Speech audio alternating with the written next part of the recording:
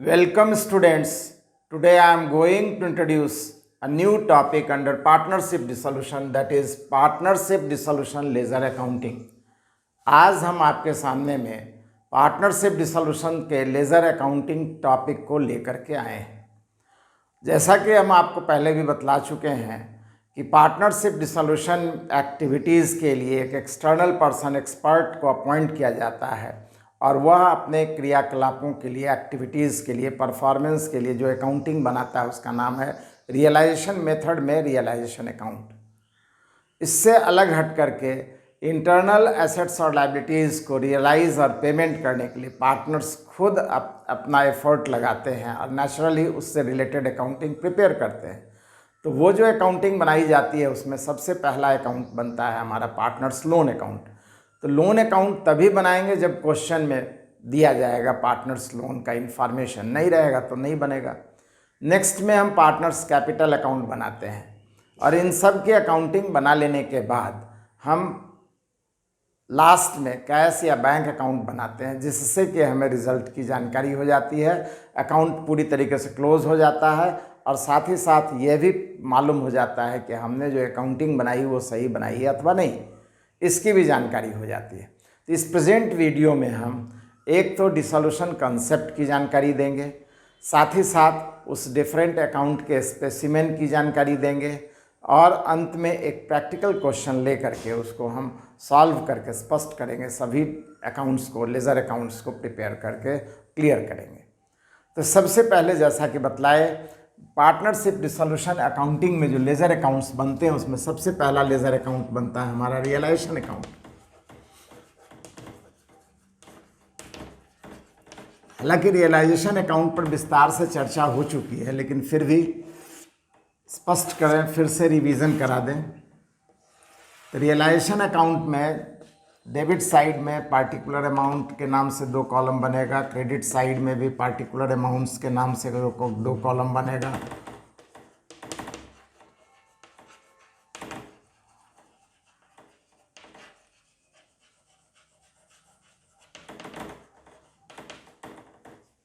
Debit side में हम सभी एसेट्स को रिकॉर्ड करते हैं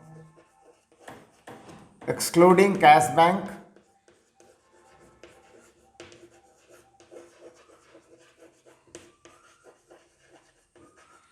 एंड पार्टनर्स एसेट्स।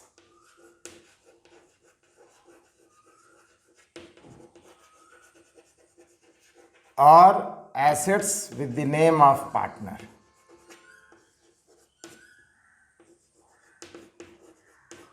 पार्टनर के नाम के साथ अगर एसेट्स दिया गया है तो उसे भी छोड़ देना है। ये कैसे रिकॉर्ड करते हैं, तो एक एक एसेट्स को क्वेश्चन में जैसे दिया जाएगा अलग अलग रिकॉर्ड करेंगे इंडिविजुअली। किस वैल्यू से, तो क्वेश्चन के वैल्यू से, बुक वैल्यू से। एग्जैक्टली इसी तरीके से क्रेडिट साइड में नेचुरल साइड लायबिलिटीज़ का क्रेडिट होता है, ऑल एक्सटर्नल लायबिलिटीज़।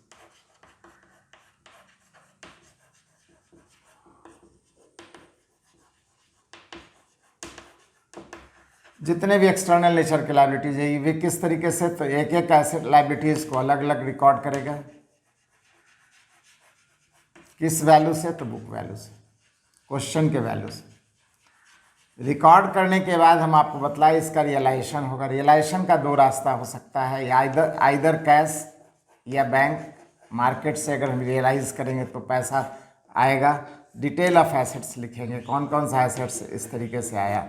और या पार्टनर अगर ले लेता है किसी एसेट्स और लायबिलिटीज़ को तो फिर एसेट्स को लेने से पार्टनर्स कैपिटल अकाउंट जिस पार्टनर ने लिया उसके नाम से दिखला देंगे। एग्जैक्टली लायबिलिटीज़ के पेमेंट की बात करें तो पेमेंट भी आइदर कैश बैंक के नाम से होगा। जितनी भी लायबिलिटीज़ का पेमेंट हो रहा है, या पार्टनर्स रिस्पॉन्सिबिलिटी ले लेता है तो पार्टनर्स कैपिटल के नाम से होगा। और इस काम से रिलेटेड जितने भी एक्सपेंसेस हैं उसको हम कैश या बैंक के नाम से रियलाइजेशन एक्सपेंस को भी दिखलाते हैं। और सब कुछ प्रेजेंट करने के बाद डिफरेंस निकालते हैं। इस अकाउंट का जो डिफरेंस है अगर डेबिट साइड में आता है तो इसे हम प्रॉफिट कहेंगे। और इस प्रॉफिट पर किसका क्लेम बनता है, तो transfer to partners. Partners capital account. By chance difference इधर आता है तो loss transfer to partners capital account.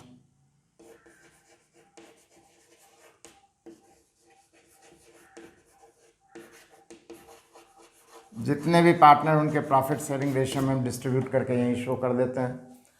इसके बाद दूसरा अकाउंट जो बनता है वो है हमारा partners loan account. Ledger account है तो दो साइड में बनेगा कॉलम डेबिट और क्रेडिट। पार्टिकुलर अमाउंट्स के नाम से कॉलम डेबिट का बनेगा और पार्टिकुलर अमाउंट्स के नाम से कॉलम क्रेडिट का बनेगा।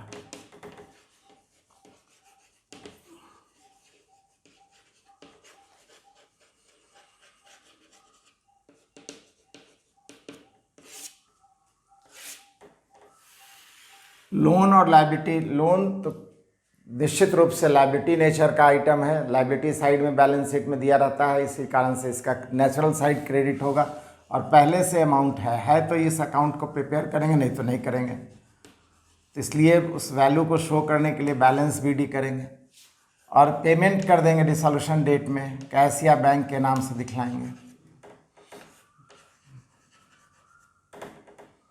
इस तरीके से इस अकाउंट का टोटल मैच कर जाएगा।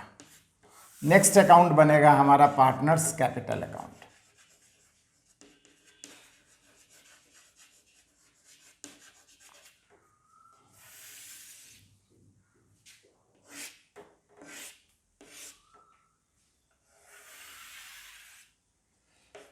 कॉलम का नाम तो हमेशा वही रहेगा, headlines particulars, amounts in rupees,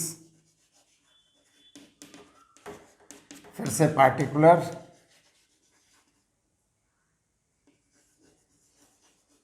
amounts in rupees, credit. ये साइड क्रेडिट है, ये साइड डेबिट है हमेशा।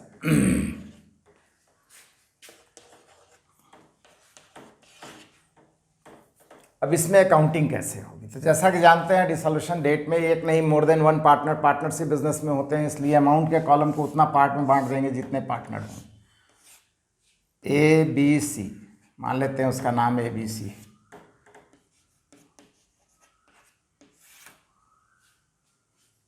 और कैपिटल अकाउंट में कौन कौन से आइटम आएंगे, तो निश्चित रूप से पार्टनर और पार्टनरशिप बिजनेस के बीच के ट्रांजैक्शंस को इसमें लिखते हैं।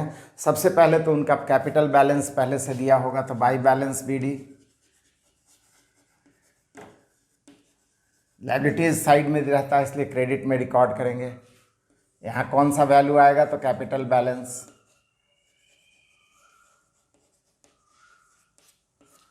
इसके बाद रिजर्व पीएल, अगर लायबिलिटी साइड में अगर कुछ है reserve undivided profit PL account के नाम से वैल्यू है तो उसको रिकॉर्ड करेंगे, उसको डिस्ट्रीब्यूट कर देंगे प्रॉफिट शेयरिंग रेशियो में। जस्ट अपोजिट गुडविल पीएल अगर है, पीएल अकाउंट अगर है पहले से एसेट साइड में, एसेट्स बैलेंस है, एसेट्स बैलेंस मतलब डेबिट बैलेंस, पार्टनर्स के बीच में हम डिस्ट्रीब्यूट कर देंगे। इसके बाद रियलाइजेशन अकाउंट में profit loss, realisation account profit रहने से क्रेडिट साइड में, पार्टनर्स के बीच में बटा हुआ है, यहाँ बटा हुआ है, सबके बीच में बटा हुआ है, उसी अमाउंट को ट्रांसफ़र कर देंगे। बाई चांस लॉस आता है तो डेबिट साइड में टू रियलाइजेशन अकाउंट लॉस, ये वाला अमाउंट यहाँ ट्रांसफ़र कर देंगे, सब के बीच में बटा हुआ है। इसके बाद में अगर एसेट्स अगर कोई पार्टनर लेता है तो पार्टनर से रिलेटेड आइटम पार्टनर्स कैपिटल में आएगा। यहाँ रियलाइजेशन का क्रेडिट में है तो पार्टनर कैपिटल का डेबिट में आएगा। नाम अपना नहीं आएगा, रिलेटेड अकाउंट का नाम आएगा। रियलाइजेशन अकाउंट किस बात के लिए, एसेट्स टेकन बाय पार्टनर, नहीं है तो नहीं लिखेंगे, जिसमें है उसी के में लिखेंगे। मान लीजिए सिर्फ ए ले रहा है तो ए में आएगा amount. Just opposite bye partners capital, liabilities taken by partner, liabilities के पेमेंट की रिस्पॉन्सिबिलिटी अगर पार्टनर ले लेता है तो, नहीं है तो नहीं रिकॉर्ड करेंगे। मतलब ये स्थिति अगर है तो यहाँ क्रेडिट में जाएगा। जिसने लिया, मान लिया बी ने लिया तो बी में जाएगा। इस तरीके से सब कुछ रिकॉर्ड कर देने के बाद अब अकाउंट को क्लोज करना है। निश्चित रूप से बैलेंसिंग फिगर किसी भी साइड में आ गए। पार्टनरशिप बिजनेस में हम बतलाए हैं, पैसा अगर डेफिशिएंसी पोजीशन में है, कमी में है, तो partner brings in brought down. अगर सरप्लस पोजीशन में है तो पार्टनर्स टेकन अवे। मतलब किसी भी साइड में डिफरेंस आएगा, डिफरेंस को हम कैश या बैंक के नाम से रिकॉर्ड कर देंगे टोटल मिलाने के लिए।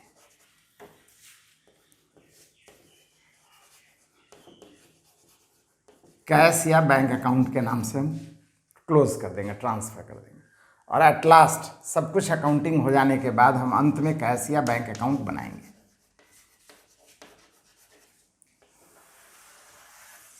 ये अकाउंट कैसे बनेगा?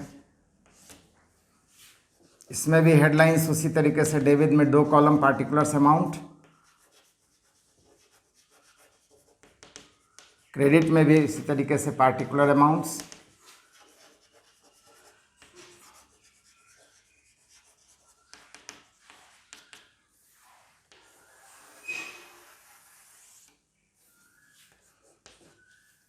सबसे पहले याद कीजिए, बैलेंस शीट या दिए गए क्वेश्चन की एक एक एसेट्स और लायबिलिटीज़ को हम क्लोज करते हैं, ट्रांसफ़र करते हैं। अब तक सब कुछ ट्रांसफ़र हो चुका है, क्लोज हो चुका है। कैपिटल में, लोन में, जितना भी एक्सटर्नल नेचर का एसेट्स और लायबिलिटीज़ है, रियलाइजेशन में सिर्फ कैश एंड बैंक बैलेंस बच गया है। कारण बतलाए थे कि ऑलरेडी रियलाइज्ड अमाउंट है, इसमें कोई एफर्ट नहीं लेना है, इसलिए हम इसको यहाँ ट्रांसफ़र नहीं किए थे। तो निश्चित रूप से उसको क्लोज करने के लिए भी हम अकाउंट बनाए हैं, कैश और बैंक अकाउंट। तो कैश और बैंक एसेट्स नेचर का बैलेंस है, इसलिए उससे डेबिट साइड में पहले से अमाउंट दिया गया है, बैलेंस बीडी के नाम से शो करेंगे। इसके पश्चात कैश बैलेंस, बैंक बैलेंस लिखने के बाद अब देखेंगे कि डेबिट साइड में किसी भी अकाउंट का डेबिट में अगर कहीं कैश बैंक है तो कैश बैंक के क्रेडिट में जाएगा। जिस तरीके से यहाँ पर है तो नाम क्या आएगा? Realisation account.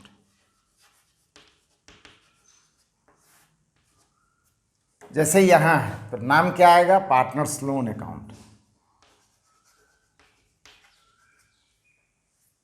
अगर यहाँ है तो नाम क्या आएगा? Partners capital account.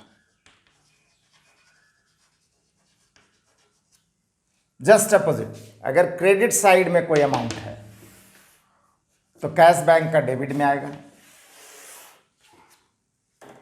जैसे यहां है टू रियलाइजेशन अकाउंट, यहां है पार्टनर्स कैपिटल अकाउंट। सभी को रिकॉर्ड करने के बाद टोटलिंग करेंगे। सबसे इंटरेस्टिंग पॉइंट है कि अगर क्वेश्चन सही है, हमारा प्रिपरेशन सही है, तो टोटल अपने आप कैश बैंक अकाउंट का मैच कर जाएगा। क्योंकि पैसा जो बचा पार्टनर्स ले गया, पैसा जो बचा पार्टनर्स ले आया, इसलिए बैलेंस या कैश का रिमेनिंग अमाउंट रहने का कोई सवाल ही नहीं उठता है। तो टोटल अपने आप हमारा कैश बैंक अकाउंट का मैच कर जाएगा। ये हमारा कंसेप्ट और specimen of realisation ledger accounting की बात स्पष्ट हो गई। अब इसके अगले पार्ट में हम, वीडियो के अगले हिस्से में हम एक प्रैक्टिकल क्वेश्चन लेकर के उसको इन अकाउंट्स में कैसे सॉल्व करके बनाया जाता है, प्रेजेंट किया जाता है, इसकी विस्तार से हम जानकारी बतलाने जा रहे हैं। क्वेश्चन है हमारे सामने में, A and B agree to dissolve partnership business on 31 March 2021। Balance sheet as follow. Creditors, loans, capital A and B, 2 partner है, उस दोनों का कैपिटल 40,000, 20,000, टोटल 60,000 दिया हुआ है। कैश 5,000 है, स्टॉक 40,000 है, डेटर्स हमारा 10,000, प्लांट 25,000, गुडविल 8,000। अदर इन्फॉर्मेशन में लिखता है partner share profit and losses in their capital ratio. Capital ratio means 40,000, 20,000 का लोएस्ट फॉर्म रेशियो में निकालने का मतलब होता है 4:2 और 2:1 का रेशियो से प्रॉफिट लॉस शेयर करता है। Assets realised as debtors ₹8,000, stock ₹48,000, plant less than 20% of the book value. The creditors were paid of 5% discount and cost of dissolution amounting ₹1,200. Open realization account and other accounts showing the final disposal of cash इस तरीके से realisation account भी बनाना है, other accounts भी बनाना है। Final disposal of cash का पूरा accounting show करके बतलाने के लिए बोला गया है।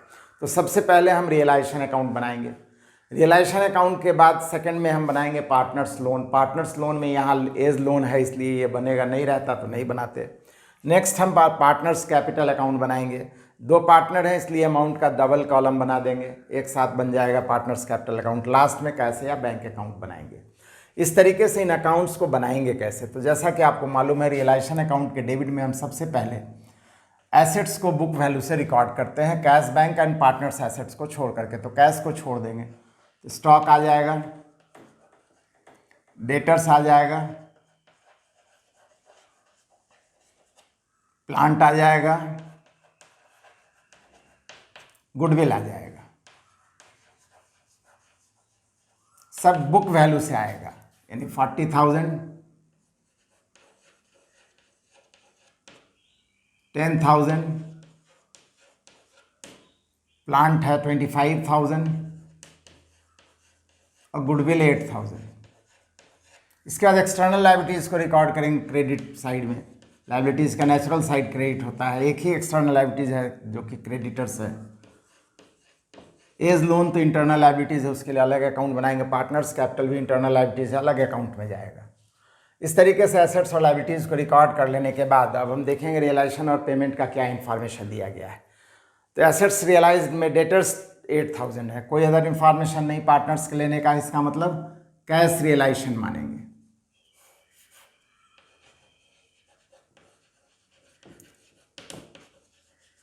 तो बाई कैश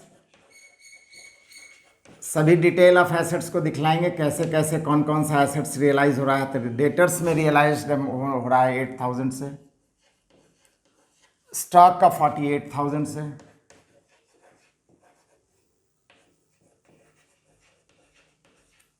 और plant less than 20% of their book value. Book value है 25,000, उसका 20% लेस करेंगे मतलब 5,000 लेस, तो 20,000 से रियलाइज हो रहा है। इस तरीके से एसेट्स का रियलाइजेशन टोटल है 76,000 कैश रियलाइजेशन में जो इन्फॉर्मेशन दिया गया है। क्रेडिटर्स का पेमेंट है 5% डिस्काउंट में, टू कैश के नाम से पेमेंट करेंगे। पार्टनर्स के रिस्पॉन्सिबिलिटी लेने के का इन्फॉर्मेशन नहीं है, मतलब कैश पेमेंट है। क्रेडिटर्स में 5% लेस, क्रेडिटर्स का अमाउंट कितना है 20,000 का 5% मतलब 1,000 लेस, 19,000 से पेमेंट होगा। और कॉस्ट ऑफ डिसोल्यूशन अमाउंटिंग ₹1,200 है, तो डिसोल्यूशन एक्सपेंस 1,200।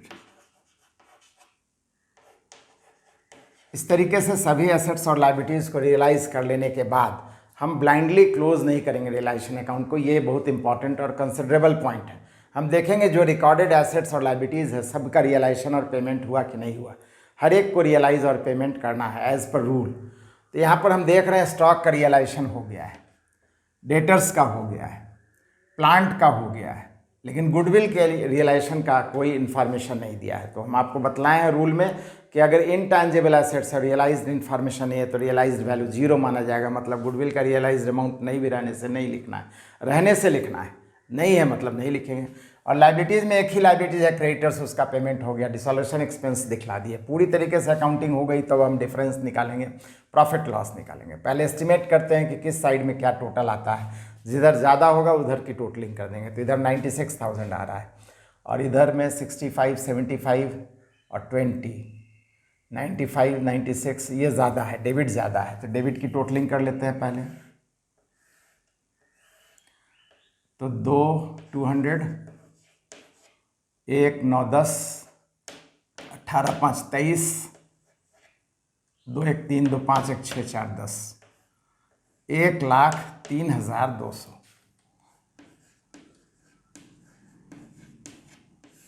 अब डिफरेंस निकालते हैं। तो 200, 6, 7, 13, 8, 2, 10, 7,200 का इस साइड में डिफरेंस आया, मतलब लॉस आया। लॉस आया तो किसे देंगे हम,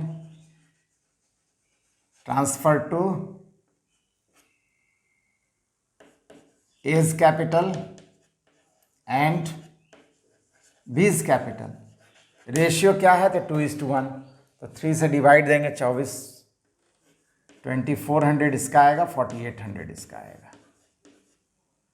इस तरीके से देख लें, वेरीफाई करके 7200 करेक्टली डिस्ट्रीब्यूट हो गया है, मतलब कोई प्रॉब्लम नहीं है। इस तरीके से अकाउंट क्लोज हो गया, रियलाइजेशन अकाउंट बन करके हमारा तैयार हो गया। नेक्स्ट अकाउंट पार्टनर लोन की बात करते हैं। तो लोन हमारा 8000 से है, लोन लायबिलिटीज है इसलिए क्रेडिट में लिखेंगे बाई बैलेंस BD 8000 से, और डिसोल्यूशन डेट में हम इसका कैश पेमेंट कर देंगे। कोई भी एसेट लायबिलिटीज को रहने नहीं देना है, पेमेंट कर देना है जैसा इन्फॉर्मेशन दिया है, नहीं तो फिर कैश से। इस तरीके से ये अकाउंट भी बंद करके हमारा क्लोज हो गया, तैयार हो गया। नेक्स्ट अकाउंट हमारा पार्टनर्स कैपिटल। कैपिटल का नेचुरल साइड क्रेडिट आता है, तो क्रेडिट में सबसे पहले बैलेंस BD करेंगे हम, प्रीवियस अमाउंट ऑफ कैपिटल को लिखेंगे। ए का 40,000 है, बी का 20,000।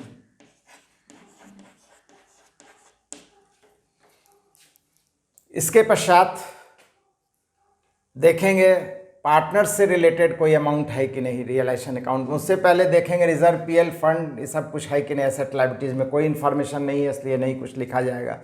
अब हम यहाँ पे आते हैं, तो पार्टनर से रिलेटेड ये लॉस है, टू रियलाइजेशन अकाउंट 4800 एंड 2400। कोई भी एसेट्स और लायबिलिटीज़ को पार्टनर ने नहीं लिया, अगर लिया होता तो वो भी दिखलाते हैं। यहाँ पर भी इस तरीके से हमारा कैपिटल अकाउंट भी क्लोज हो गया, बंद हो गया।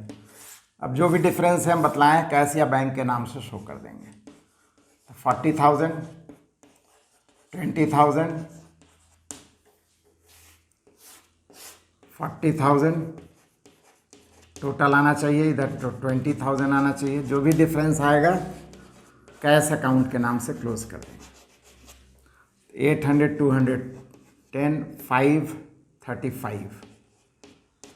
यहाँ पे आ जाएगा 6, 4, 10, 3, 7, 17,600।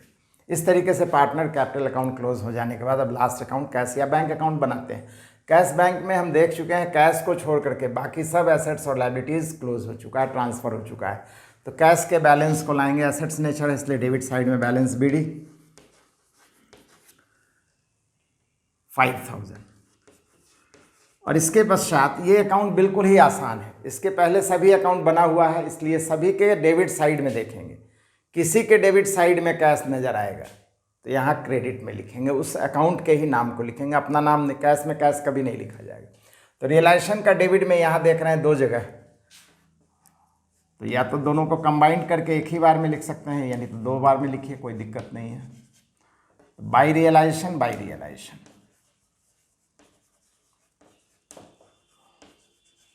एक बार 19,000 से है, एक बार 1,200 से है। पहले एक साइड के आइटम को देख लेते हैं, सभी अकाउंट में डेबिट को देख ले रहे हैं। यहाँ भी है डेबिट में, तो बाई एज लोन अकाउंट 8,000, सब डेबिट को देख ले रहे हैं। यहाँ भी है by A's capital 35,200 and B's capital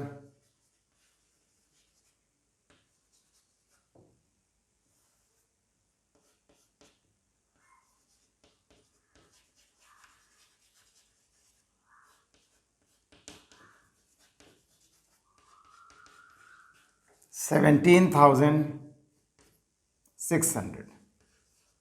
इस तरीके से डेबिट आइटम कंप्लीट हो गया। अब क्रेडिट में जाते हैं। क्रेडिट में यहाँ पर कैश है, कैश कैश में आएगा। किस अकाउंट से ला रहे हैं तो रियलाइजेशन से ला रहे हैं 76,000। और देख लें क्रेडिट साइड में किसी भी अकाउंट का कहीं नहीं है। इस तरीके से जब सब कुछ मालूम हो गया तो लास्ट में टोटलिंग कर देंगे। 81,000 आ रहा है डेबिट में। क्रेडिट में टोटल करते हैं 200, 200, 400 और 600। 1,000, 8 5 13, 8 21, 1 22, 9 31, 3 1 4 3 7 1 8, इधर का भी टोटल आ गया हमारा 81,000। इसका मतलब हमारा क्वेश्चन भी सही है और हमारा प्रिपरेशन भी बिल्कुल सही है। इस तरह से हमारा पूरे अकाउंट से रिलेटेड अगर क्वेश्चन दिया गया है, हर एक क्वेश्चन में प्राय ऑलमोस्ट सभी क्वेश्चन अकाउंट बनाने के लिए बोला गया है, इसलिए अब हम आसानी से सॉल्व कर सकते हैं।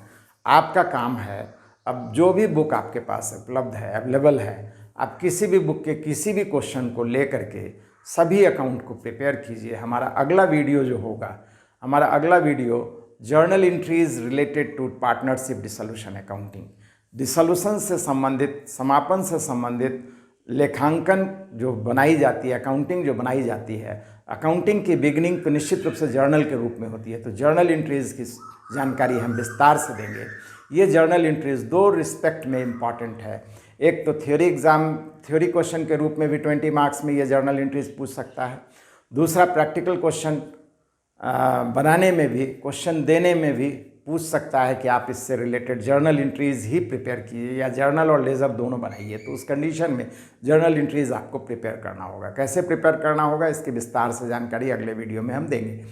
वैसे हम बार बार आपको कहते हैं कि हम तो बतलाए, हम अपने तरफ से पूरी जानकारी कंसेप्ट से, स्पेसिमेन से, एग्जाम्पल क्वेश्चन लेकर के सॉल्व करके पूरी तरीके से विस्तार से बतला दिए, लेकिन फिर भी आपको अगर सॉल्व करने में, किसी भी बुक का कोई भी क्वेश्चन सॉल्व करने में प्रॉब्लम आता है इस लेवल तक, जहाँ तक अभी इस प्रेजेंट वीडियो को हम बतलाए हैं, तो आप आवश्यक रूप से अपनी बात को कमेंट सेक्शन में रखिए।